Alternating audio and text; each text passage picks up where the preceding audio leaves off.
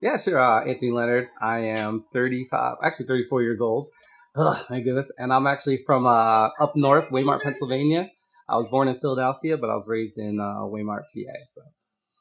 How long have you been in the state college area? So I've been here for about 5, almost 6 years now. And Yeah. what brought you here? So my service brought me here. Currently in the Air Force, a special warfare recruiter. And I got stationed here probably about 5, 6 years ago almost. So. Okay. So how have you enjoyed your experience in state college the past 5 years since you've But been here? for the most part, it's been pretty good. It's been interesting experiences. They call it Happy Valley for a reason. It hasn't been too bad though. Okay. Well, in light of everything going on with the death of George Floyd, the ensuing protests and rallies, race has kind of been thrown on the forefront of everyone's agenda. And being in central Pennsylvania State College, more specifically, being black is, there aren't that many black people in the area. The No. representation is just kind of like to get your experience and just, I guess, overall, how has your experience been here as a black man? Oh, here. So as far as state college has been, it's been interesting. I've heard of friends recently who said that some lady cut her off and then called her the N word and drove off. And there's been certain instances. I think it's a subconscious bias that people have about African Americans. But so I remember me and Aaliyah, a couple grocery stores around this local area. They have the scanning where you scan and go your own stuff, and you have people watching them. There's been times though where Aaliyah, even my daughter, my younger daughter, she caught on to this that when me and her up there scanning, sometimes there will be white people there that are checking people and stuff like that. They won't be paying too much attention until I come up to scan my items. And my daughter was actually about to call them out. And I was like, all right, just let it go. She was like, hey, how come they're staring a little bit more at you than everybody else? And it happened at a couple of stores around here so far, not far from here. So it's been quite interesting trying to, when you have a child, trying to explain to her, hey, they're just trying to do their job, even though you kind of already know in the back of your mind that that person really wasn't doing this checking before with everybody else until you came up to that line. And I don't think people notice that they do it because when you try to call somebody out, they're just going to say they're doing their job anyway. So kind of, it's a mute point to try to point out, just go about your day and just go from there. As far as my interactions personally, I've been pulled over a couple of times in state college by cops, and I have to admit they're pretty professional around here. That is one thing I will say. A lot of them have pulled me over and said, "Hey, Officer so and so, blah blah blah blah," and and they've been pretty professional with me so far. Some have even come in my office and just to chat with us and BS with us. This was well before this whole George Floyd thing kicked off. So far the police experience here has been very well. So I can't really say anything bad about that. And it's funny that we're mentioning this. So I grew up in Northern PA, like I said, and it's funny because I remember I was supposed to get ready to join the military. It's all hoorah, all this other stuff. And I remember right before I was about to leave, I started walking around trying to find a job in the local area. It was Scranton, PA. And I remember walking to this, I believe it was a Turkey Hill at the time. And I remember walking there. They had a hiring sign up on their wall. And I remember walking in there. There was a customer in front of me, and there was a lady behind the counter. And all I remember was I waited for the guy to get his items rung up and leave. And I started walking up to the counter, and I was like, hey, ma'am, there's a sign out there that says, you're hiring for a position. I was wondering if I could get an application. And I just remember her hand shaking, and she looked scared like I was about to rob her. And she was like, well, we're not hiring. I'm about to take that sign down. Clearly she never took that sign down. And I remember walking back home and somebody stopped their car and called me the N-word and drove off. And I was like, man, I need to get out of this town. And I remember just going from place to place during the holiday season, because everyone's hiring during the holidays, you would think, especially back in the day. Not one person would hire me. Even though they were hiring for the holiday season, I couldn't get a job. I was like, man, it's a good thing I already have plans to do something else because, man, my life out here would be a struggle because nobody wants to hire me. And they're not really giving reasons. I've submitted so many applications. It was ridiculous. Like even Foot Locker at the mall, places at the mall weren't hiring me. And this place wasn't hiring me. And I was just like, man, I need to get out of this town. So joined the military and I kind of ended up here in State College from that. You mentioned your friend earlier. Mhm. Your friend between one woman who was driving and Yes. someone had cut her off and yelled an epithet at her. How Yes. long ago was that, and how did she kind of explain that situation to you? That was probably like a month ago. Not even. Yeah. And she just told me that she was just they live right next to each other, kind of like in the same area. So she pulled in, they pulled in, she said that like, after the woman cut her off, she called her the N word and she was like, wow, really? And then, she kind of went back into her house kind of thing. So didn't want any confrontation other than that. She talked to the landlord or whoever owned the property to do something about it, but she said she doesn't know if anything was ever done about it. So That was here in State College. that was going to be a Belfont. Oh, Actually. Okay, just a suburb. Yep. I mentioned the past 3 weeks, or I mean, it's probably I think it's going on a month now, have been quite tumultuous Yes. with everything going on. I know here in State College, every weekend they've kind of had something dedicated to, the Black Lives Matter movement Yes. or racial and social justice. Do you think that people in this area are doing enough right now to kind of highlight and try to make progress towards this? As far as that, actually, a little bit. I kind of do. I've been so the one thing I point out when I got here, just not like a while ago, I saw a BLM movement like on South Allen Street, walking up and down the street. Nothing but white people in the movement though. There's no black people though. There's just a whole bunch of white people just saying Black Lives Matter. So I think State College, this area in particular, they're always trying to protest for change around here. So that's one thing they've been very good about. Obviously, there was a small protest at the Giant not too long ago, too, as well. So people are trying to affect change around here. So neighbors around here have been really friendly, saying hi to me and stuff like that. I've never really felt any type of negativity towards me at all since I've been here. So yeah, I think people are here a little more liberal, a little more open. So I think that kind of helps. What do you, I guess, kind of going back to just being a minority in central Pennsylvania, things as simple as where you got to get your hair cut, hair products you use, certain foods. Oh, yes, that is a challenge. Is it? Okay. I mean, there's a couple places here you can go to, schedule appointments, wait in long lines, you know what I mean? But oh man, as far as that is, yes, you would think that they would have more products for minorities around here, considering that there's a college university that hires a lot of African Americans as far as like, in their programs and stuff like that. So yeah, you would think so. But no, that's been a little bit of an issue. Especially for my job and stuff like that. So sometimes I'll just go to Harrisburg since I have to work down there anyways. I'll go there and get my hair cut around that local area too, just because, I'm there and it helps, maintain rapport with people that are in that area, see how they're doing.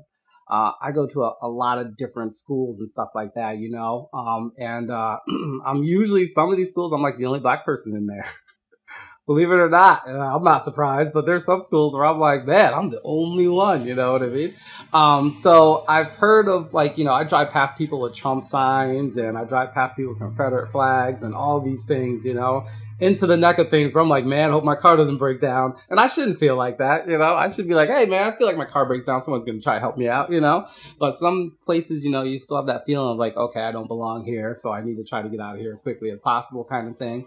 But it hasn't prevented me from being able to do my job or do my job successfully well. For the most part, to my face, people have been really, really well and like really just, in this area have been really, really kind to me so far. I do very well. So Kind of, leading, you kind of had a nice segue into this next question I was going to ask you, the Confederate flag. We're obviously in the North. We're above the Mason-Dixon line. Pennsylvania Yes. fought on the side of the Union in the Civil War. But if you drive 15 minutes out of town, you'll see a prominent amount of Confederate flags. And how does that make you feel? And why do you think people have that? And does that automatically make you uncomfortable or feel like you're not wanted? Actually, it kind of does a little bit, I mean, I don't see Germans flying Nazi flags everywhere afterwards, So like when it comes to that, I'm like, okay, so this person, I feel like when I see a Confederate flag, I feel like this person supports X, Y, Z, and I already know that that's not my values or what I believe in, And it's crazy how many Confederate flags I've seen in my time, and I'm like, well, Pennsylvania is north.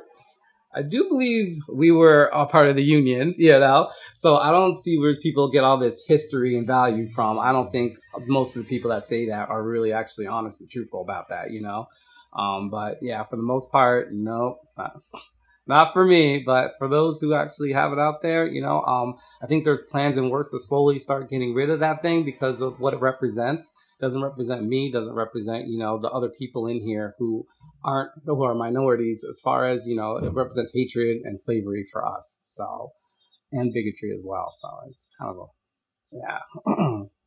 I wanted to kind of go back to what you brought up earlier in our conversation. You talked about going to various grocery stores and doing the self checkout line and Mhm. being looked at differently, or maybe judged looked differently than your peers in there. And you Yes. see your daughter, who's brought this up and has been aware of it. How do you approach that with her and just kind of talking to her about that sad reality at her young age? So she's young and she's very kind of like naive. So she'll see things, but it doesn't click.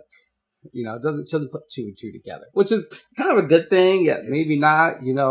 For me, like I just kind of like approach it as like, hey, Aaliyah, these, like I kind of try to avoid it a little bit, because I feel like she's too young to kind of fully grasp what's going on. I want her to paint a horrible picture of white people or these types of people who are just looking at us. So it's a really tough subject for me. And I really try to just say, oh, Aaliyah, that's okay. They're just doing their job. But as she gets older and I feel like she can kind of like, grasp things a little bit better, I think it'd be easier of a conversation for me and her to have. Right now she says it, but she doesn't click what's going on. So I kind of just go, okay, cool. When she gets older, though, she'll know. And then we'll actually have to sit down and have that like real life conversation. Like, hey, just because of who you are, we get looked at differently. She kind of got a little taste of that experience at Knoebels. So we were at Knoebels and we go camping with friends a lot every year. And they had this one daughter there. And Aaliyah's mother at the time, she was there, and she overheard one of the girls go, "Well, Aaliyah, you're not as pretty as us because your skin's different color than ours." And so her mom came out and told me, and then I walked in there and I was like, first of all, skin color doesn't matter. And this daughter right here, she's beautiful. Doesn't matter what her skin looks like. And I just gave him like that. And I said an earshot of her parents so that they could hear. I'm not shy. Like if you guys got something to say, you guys can say it too. But I spoke to all the kids, all three of them. And I was like, and don't let me hear that brought up again. I get it. They were young kids. They don't know any better. But I believe sometimes like hatred is taught. My daughter was invited to a birthday party down here, right across the street. And like there's kids from all different backgrounds there: Asians, Hispanics, there are mixed kids there, black kids there, there's kids from India there. You know what I mean? There's kids from one of the Arab states there as well, and like they were all playing in a pool together, getting along. And it was like such a great moment because all these kids they didn't see anything other than, hey, that's Sarah, that's Ben. And it's crazy to see how sometimes when they get older, how it's taught into them to believe certain things about people. So, yeah, right now, though, she's enjoying her time and her freedoms and her lives and not seeing what I see. So I'm trying to let her have fun with this moment as she can until she gets older. So, Are there certain things that maybe the state college area could do more to just recognize inclusion and make people of all different backgrounds feel more welcome?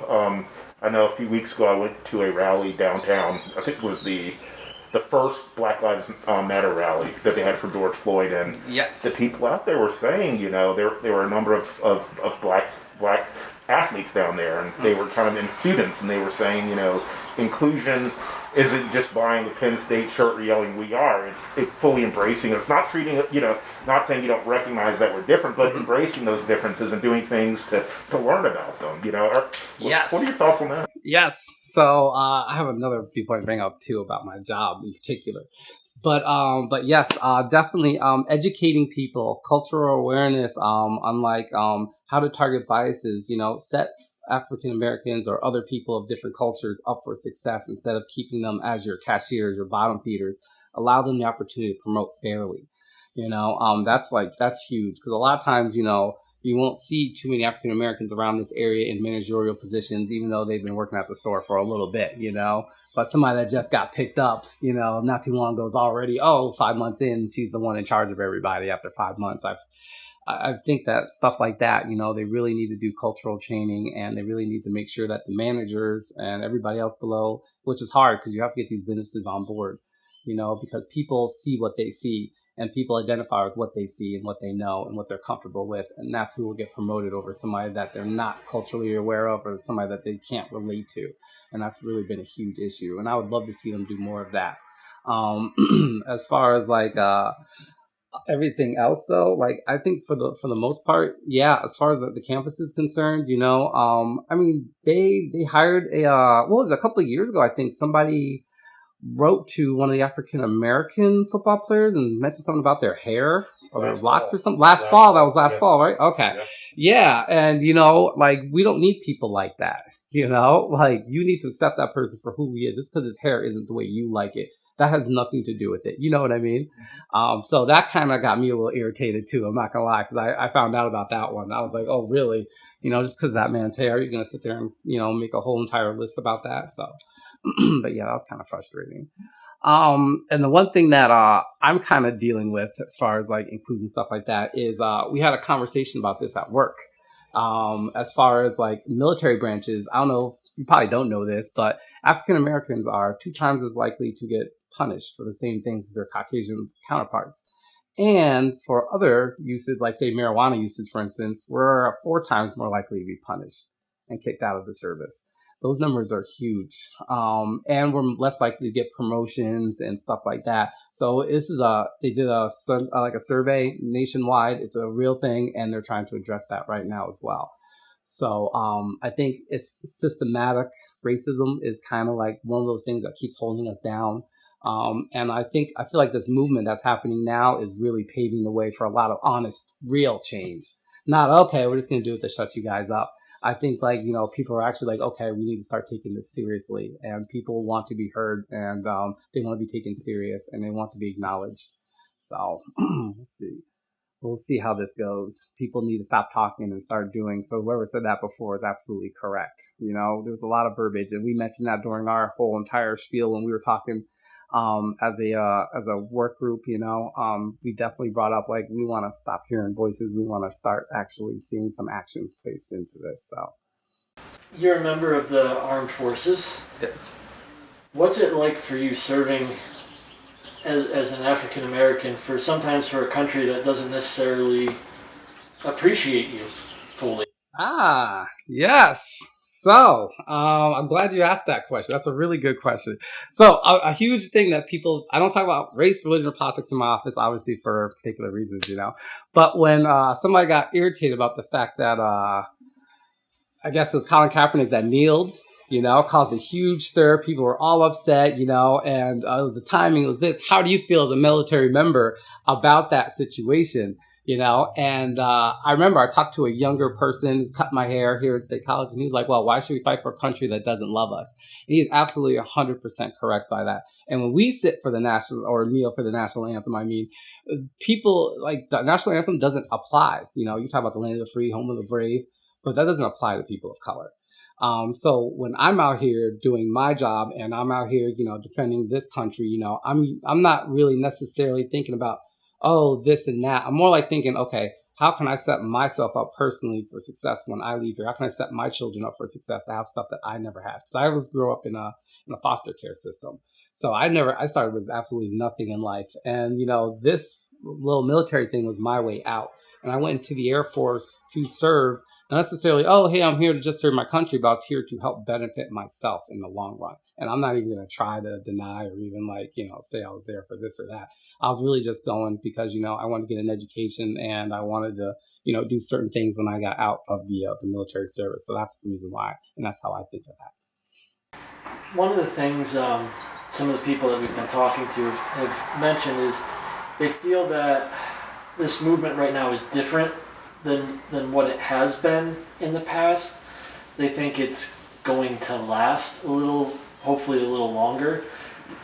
Do you see that? Do you see it lasting? Do you see it being sustained? Honestly, I really kind of see this lasting. Only because corporations now are stepping in and saying, hey, we're not going to tolerate this, you have people that are actually starting to call out people that are doing things that are, hey, that's not right, I mean, granted, I don't like the fact that we live in a cancel culture to begin with, but certain aspects of what's going on kind of needs to happen. I think it'll help shed a lot of light on, some of the biases that we face that people just don't recognize. And I really think that this will probably be the movement that really shapes the way we go into the future as far as being able to promote or do this or do that. I really encourage everybody right now, when, stop thinking down, now's the time for people, especially people of color, to start asking for these higher positions or start asking or taking, doing what they can to start moving up. Because I think people are listening more now. I think if we can continue to just keep bumping up and keep, calling out things that are wrong or saying, hey, how come 99% of the people on your board are white? You know what I mean? Where's the other person? Oh, it's a Hispanic person there, like, why can't we get more inclusion of people of color, women, all this stuff in those same type of environments? So I think this will definitely last. Question for you, kind of piggybacking off of his. Mm-hmm. Why do you think this one is different? There was, Trayvon Martin a few years ago, Tamir Rice, Breonna with Taylor. Yes. But this one just kind of seems to be the one that has kept that moment. What do you think is different about this go round? America and the rest of the world watched a man die slowly. I think that's the difference. Scream for help, call for his mom, and just have somebody just sit there and act like nothing was going on. People actually got to see what African Americans have been complaining about for so long, And I think that's what the difference is. Like, people are like, oh, wow.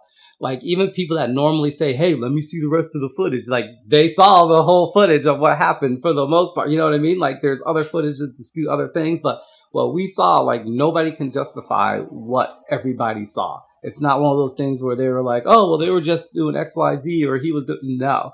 Somebody that was a law enforcement officer myself, obviously I can tell you that was obviously wrong, I think that's what the big difference is. We saw 8-9 minutes of this guy just dying in front of us, and there was nothing we could do about it. You're a former law enforcement officer?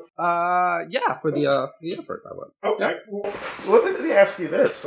Being someone on both sides of the spectrum, I've read a few articles about kind of the duality of being a black police officer. Yes. A black, someone black in law enforcement, obviously these injustices are happening against people who look like you, but yet on the other hand, you're also being lumped in with part of the group that's being vilified right now. Yes. How do you resolve that how do you think these police are resolving that as black officers, that duality? So I think that for me, being on both sides of things at times, has allowed me to have a much better viewpoint of things and see both sides of things a lot better than most people, because obviously I've been pulled over, and the person that pulled me over, they never knew I was law enforcement, you know what I mean? So it's not like I can sit here and say, oh, every one of them is bad, because, I've been pulled over multiple times and I've never been like, oh, here's my badge, so, but yeah, it's been interesting, some of my family members, they're not a fan of police either.